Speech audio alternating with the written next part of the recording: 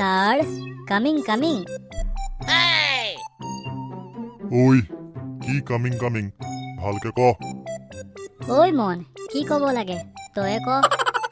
মই নাজানো অসমীয়াতে কচোন ক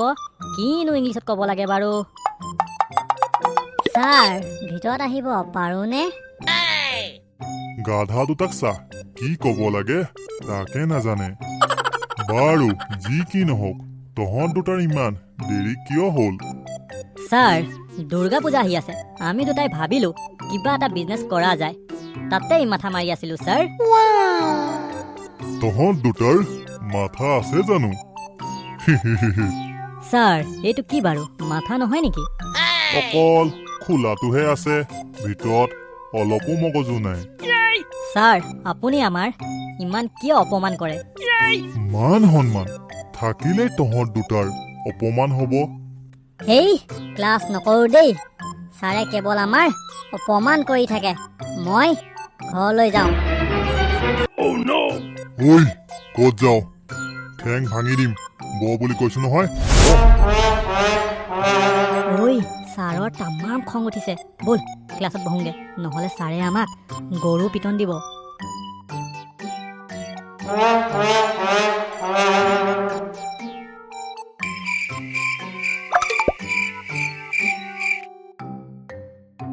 ছাত্ৰ ছাত্ৰীসকল কালি যে ৰচনা মুখস্থ কৰি আহিবলৈ দিছিলো কৰি আহিছানে ঐ কণ তয়ে কচোন গৰুৰ বিষয়ে ৰচনা ছাৰ গৰু এবিধ উপকাৰী জন্তু তাৰ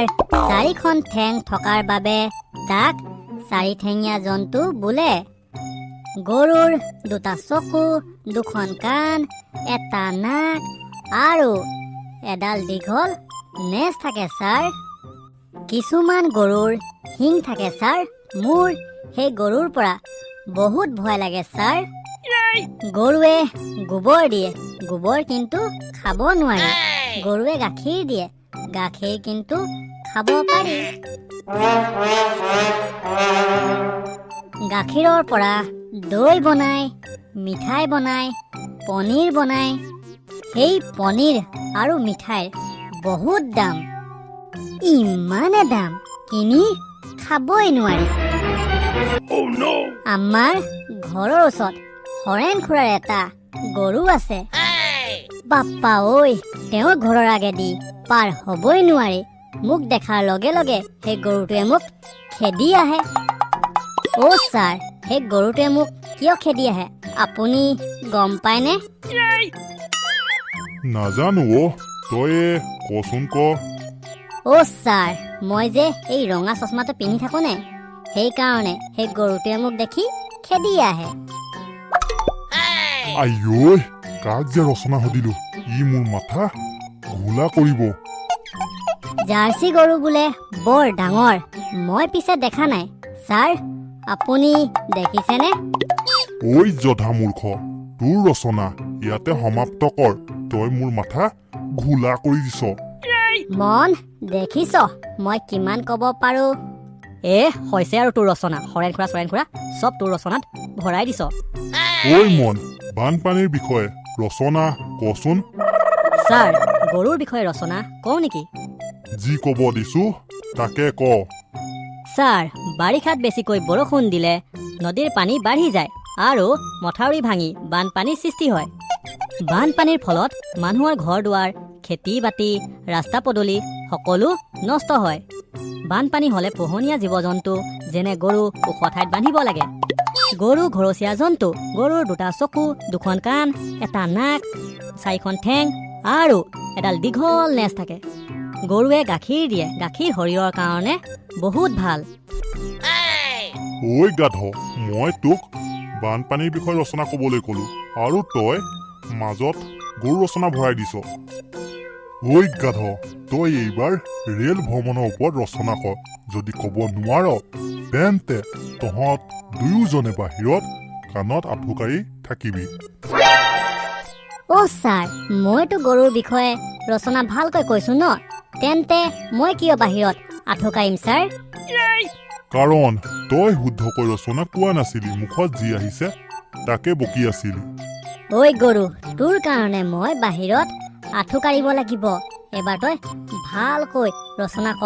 নহ'লে তই মোৰ পৰা মাৰ খাবি ঐ বোপাই তই নিজে শুদ্ধকৈ ৰচনা কোৱা নাছিলি আৰু মোক ক'ব আহিছ নিজে শুদ্ধকৈ ৰচনা কোৱাহেঁতেন তই বাহিৰত আঁঠু কাঢ়িবলগীয়া নহ'লহেঁতেন ঐ কি ফুচফুচাই আছ জল্দি জল্দি ৰচনা ক অঁ ছাৰ কৈছোঁ ছাৰ ৰেলগাড়ী মস্ত দীঘল কপাল ভাল যে চিধাকৈ যায় যদি পথালিকৈ গ'লে হয় তেন্তে সকলো ঘৰ দুৱাৰ ভাঙি লৈ গ'ল হয় ৰেলগাড়ী ঝকঝককৈ যায় ৰেলগাড়ীত উঠি মোৰ বহুত ভাল লাগে ট্ৰেইনৰ ভিতৰত চাহ বিস্কুট চানা বিভিন্ন ধৰণৰ খোৱা সামগ্ৰী বিক্ৰী কৰে ট্ৰেইনৰ খিৰিকীৰে ঘৰ দুৱাৰ গাড়ী মটৰ পাহাৰ পৰ্বত গছ গছনি নদ নদী খেতি বাতি আদি দেখিবলৈ পোৱা যায় পথাৰত গৰুৱে ঘাঁহ খাই থাকে গৰু এবিধ পোহনীয়া জন্তু গৰুৰ দুটা চকু দুখন কাণ এটা নাক চাৰিডাল ঠেং আৰু এডাল দীঘল নেজ থাকে গৰুৱে গোবৰ দিয়ে গোবৰ কিন্তু খাব নোৱাৰি গৰুৱে গাখীৰ দিয়ে গাখীৰ কিন্তু খাব পাৰি গাখীৰ শৰীৰৰ কাৰণে মস্ত ভাল ঐ চুপ বুলি কৈছো নহয় চুপ বন্ধ কৰ তোৰ ৰচনা ৰেল ভ্ৰমণৰ ওপৰত তোক ৰচনা ক'বলৈ ক'লো হে আৰু তই মাজত গৰু ৰচনা ভৰাই দিছ হে প্ৰভু মাৰি নিয়া মোক আৰু কি বুৰ্বকৰ পাল্লাত পৰিলো মই নকৰো মই তহঁতৰ ক্লাছ যা ঐ কণ ঐ মন আজি বাচি গলো কাণত ধৰিব নালাগে মজা বাচি গলো